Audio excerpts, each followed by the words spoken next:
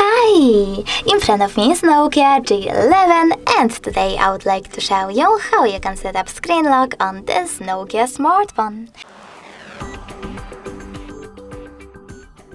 Firstly, open Settings and choose Security section. Now you need to tap on Screen Lock and tap on the best login method for you, pattern PIN or password.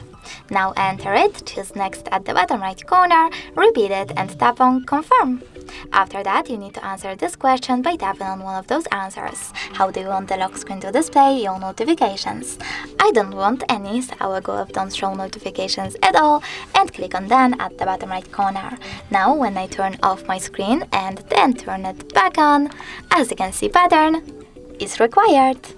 Thanks so much for watching. If you enjoyed this video, leave a like, comment and definitely subscribe. Bye!